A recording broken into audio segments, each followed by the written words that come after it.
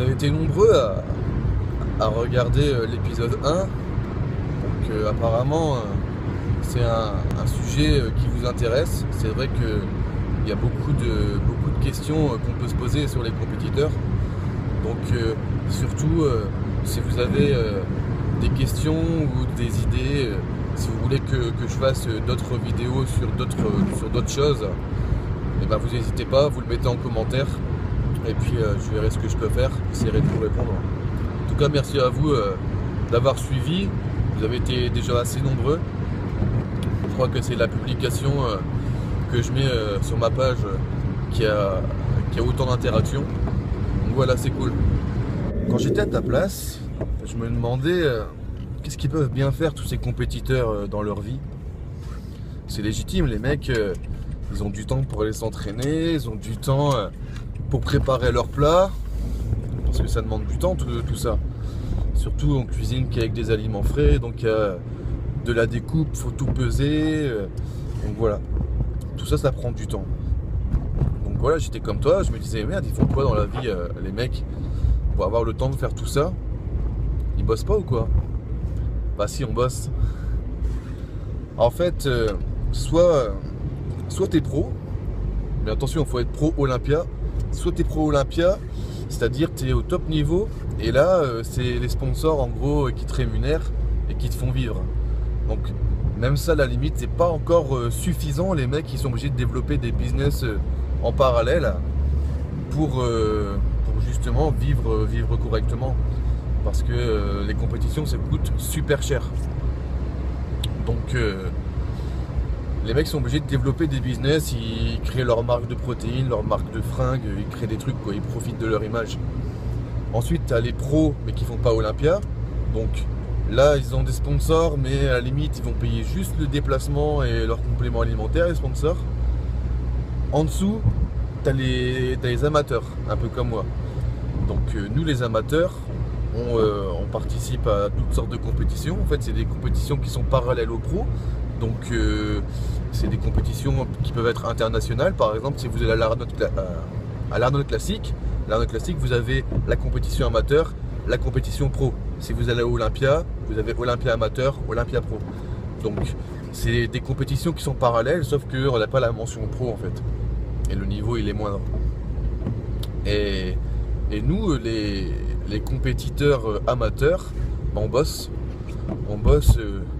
comme toi.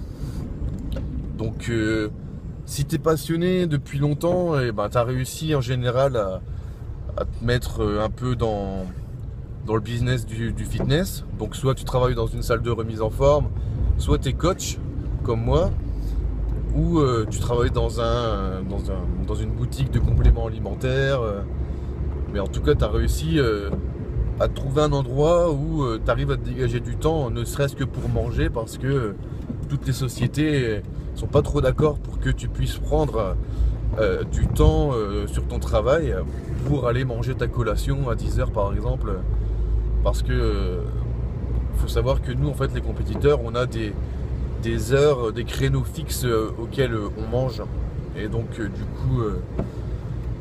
du coup, c'est pas pratique si ton patron, il est pas d'accord et qu'il te dit tu vas attendre encore une demi-heure pour ta pause. T'es un peu dégoûté si t'as la dalle. Donc voilà. Après, t'en as pas mal qui n'ont pas le choix. Il y en a pas mal qui sont comme toi, qui sont soit employés, soit qui ont leur société, mais en tout cas qui travaillent beaucoup et que ils doivent faire avec. Donc ces mecs-là, ils ont encore plus de mérite parce que ils doivent cumuler encore plus de pression, plus de travail. Et puis voilà. Donc ça, c'était pour l'aspect compétition. Donc là, ce que je suis en train de faire justement, c'est que là, je pars travailler. Je m'en vais rejoindre un de mes collègues. On travaille sur un projet parce qu'en fait, je suis coach, mais j'essaie de développer d'autres choses. Donc on travaille sur un projet qui est toujours en relation avec la remise en forme. Je peux pas encore vraiment en parler maintenant parce qu'il n'est pas trop d'accord, mais du coup, par respect pour lui, je vais rien dire. Mais en tout cas, ça va se dénouer très rapidement. Du coup, vous serez très vite au courant. Et voilà, donc là en fait, je pars juste chez lui terminer un peu les modalités Bah, les gens les plus proches de moi savent de quoi je parle, ce que je suis en train de développer. Donc là, je vais arriver chez mon pote et pendant que je vais aller bosser, je vais pas te laisser tout seul, je vais pas te laisser m'attendre. Je t'ai filmé mon frigo et je vais te faire une petite visite du frigo. Je sais que ça t'intéresse et on se retrouve juste après. Allez, à toutes. Alors, dans la porte, nous avons des citrons verts, des champignons, du thon, picalili, l'huile de noix. Donc l'huile de noix, toujours prendre un emballage opaque et mettre la bouteille au frigo une fois ouverte. Ensuite, en haut, nous avons un plat préparé. Donc c'est des choux de Bruxelles et du poulet. Les œufs, donc il y en a pas mal. Les champignons, la viande, donc là c'est du canard, du bœuf, de la dinde en tranches, les carrés frais, du bridé light 0%, carpaccio de bœuf, brocoli, kiwi, bio. On va aller voir en dessous ce qui se passe. Le poulet conditionné en 150 grammes, comme ça c'est pratique. Vous venez de le voir, dans le frigo vous n'allez trouver que des choses saines, donc des légumes, de la viande, et tout simplement pour ne pas craquer, il suffit de ne pas acheter. Si vous n'achetez pas les choses qui vous tentent, vous ne pourrez pas craquer dessus parce qu'elles ne sont pas à disposition. C'est tout de suite plus compliqué de résister à quelque chose qu'on a sous la main. Donc le conseil c'est juste, n'achetez pas ce que vous n'avez pas le droit de manger si vous êtes à la diète. Vous aurez beaucoup plus de mal à craquer sur un morceau de viande ou un morceau de légumes que sur un chocolat. Donc, si vous avez une diète à tenir, achetez simplement ce dont vous avez besoin pour votre diététique. Si vous devez vous faire plaisir, allez manger à l'extérieur. L'autre astuce, c'est de préparer vos plats à l'avance. Si vous avez vos plats préparés à l'avance, vous aurez moins tendance à craquer, à dire je vais manger à l'extérieur, simplement parce que j'ai pas le temps de me faire à manger. Là, le plat il est prêt, il est dans le frigo, vous avez simplement à le sortir et le réchauffer. Donc forcément, vous avez beaucoup moins de facilité à craquer. Le plat, il est prêt. Donc dans tous les cas, vous n'avez pas des yeux. En vrai, là, j'ai super faim et je suis dégoûté parce que je sais très bien que ce qui m'attend à la maison, c'est le petit plat que tu as vu là, choux de Bruxelles et poulet. Poulet, voilà, c'est classique, c'est super bon, mais choux de Bruxelles, cuit vapeur. Ils sont pas, en plus je les ai pas fait assez cuire. Franchement pas motivé. Hein. Mais c'est comme ça, c'est la diète. Tu es obligé de manger. En fait, tu manges pas pour le goût, tu manges pour ce que ça t'apporte d'un point de vue nutritionnel. C'est ça la compétition. Tu manges jamais pour le goût à part lors de ton cheat meal. Donc sur le cheat meal, tu te fais vraiment plaisir, tu manges vraiment ce que tu aimes. À part pour ceux qui n'utilisent pas vraiment le cheat meal, en fait il y a deux façons de faire le cheat meal. Tu as le cheat meal où tu manges n'importe quoi, un peu comme j'ai fait ce week-end. Tu manges tout ce que tu veux. Donc là, c'est pas du tout maîtrisé. En fait, tu essayes de compenser avec les jours qui suivent, tu essayes de réguler un peu, entre guillemets, tes bêtises. Mais ça a un point de vue positif, hein, parce que ça relance ton métabolisme. Et du coup, derrière, dès que tu reprends la diète, bah, ça te fait sécher encore plus vite. Et la deuxième façon de faire son cheat meal, en fait, on appelle ça la recharge glucidique.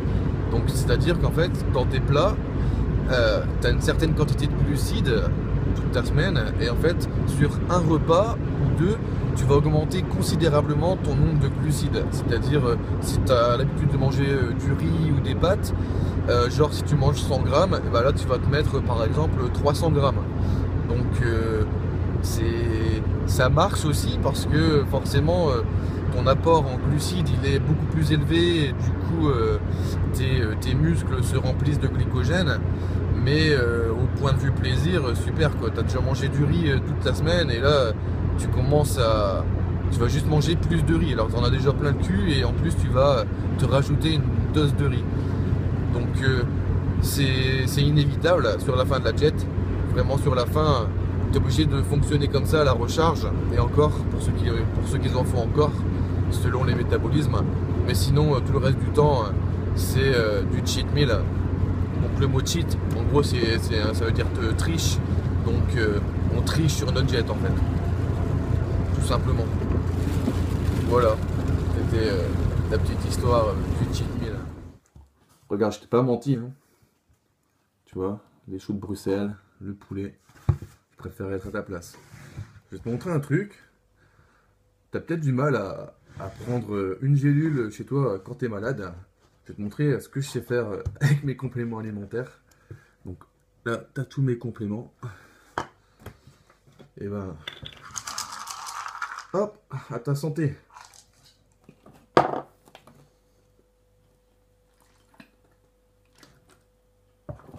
Ah, ça passe tout seul. Allez, on va manger les choux de Bruxelles. Je vais te dire si c'est bon. Tu vas le voir en ma tête. C'est chaud.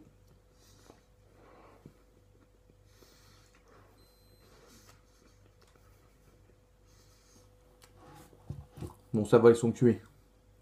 Mais c'est super chaud. Je vais pas pouvoir te parler en même temps que je mange. Donc voilà. Tu auras pu voir un peu ce que je fais de mes journées, enfin en tout cas de ma matinée quand je travaille. Là, je finis mon plat. Après, j'ai mon rendez-vous avec un client à 14 h. Et puis, la suite, ben, tu la verras dans l'épisode 3. Je te montrerai la collation, les compléments alimentaires avant l'entraînement. Tu auras l'entraînement et les compléments après l'entraînement. Je viens d'arriver chez Healthy Life, la boutique du sportif à Lille. C'est un endroit où je reçois mes clients en coaching. J'ai aussi mon ami le squelette qui me fait des massages quand je viens. C'est un endroit du coup que j'apprécie particulièrement. Dites bonjour au squelette. Bonjour squelette. Donc voilà, la vidéo est terminée. Pensez à liker, à partager et surtout à vous abonner. À bientôt.